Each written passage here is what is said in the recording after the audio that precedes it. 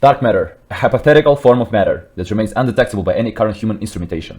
Despite extensive research, its existence has yet to be confirmed through direct observation. The primary objective of the study is to contribute to resolving this problem by investigating an indirect method of detection. The approach centers on the use of black holes as astrophysical probes. Black holes, extremely dense regions of space-time, initially predicted by Albert Einstein in 1915 through the theory of general relativity. Their mass is sufficiently large that their gravitational field prevents even photons from escaping.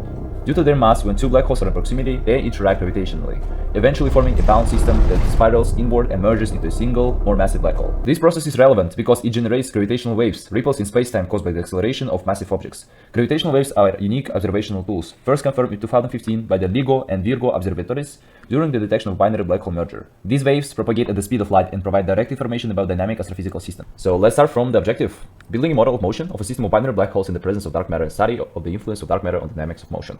Our research methods include building a theoretical model of the motion of a system of binary black holes and carrying out a computational calculation.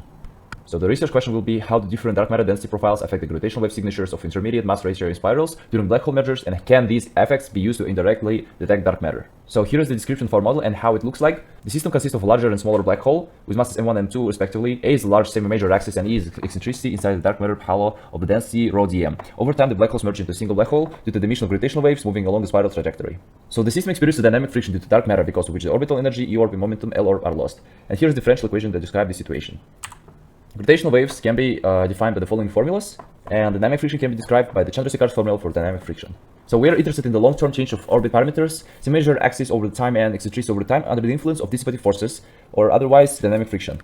Combining equations 1, 2, 7, 8, we obtain a system of differential equations that can be solved numerically. So here is the most interesting part of our research results. We have considered the motion of the system of binary black holes at the absence of dark matter, and also at the presence of dark matter with the following characteristics. Rho dm is equal to 226 sun masses divided by parsec to the power of 3. Alpha spike or otherwise dark matter profiles are equal to 7 divided by 4, 9 divided by 4, and 7 divided by 4 respectively. Initial orbit parameters, the major axis initial is equal to 100 r-sco, and the initial eccentricity is equal to 0.1 and 0.5 respectively.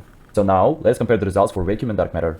This is the starting point, and as we can see, as the semi-major axis decreases, eccentricity also decreases. It means that as binary black hole system moves, black holes start to merge and form a single massive black hole, and eccentricity soon will be equal to 0, which is the case for the circular orbit. And for different dark matter density profiles, we see that the rate of change is different. Therefore, the difference between vacuum and dark matter is visible. Here are the results for vacuum dark matter of semi-major axis against the time. And as you can see, the rate of change is not that big until some point of time. And after that, the decrease will be very fast. And the same thing is for dark matter profiles, but the rate of change here is different. It means that over the time, semi-major axis between two black holes will be equal to 1, which means that they merge into a single black hole. But the case is that the speed with which these things happen are different for dark matter profiles and vacuum. These findings suggest that the presence of dark matter induces measurable deviations in the gravitational waveform characteristics of binary black hole mergers.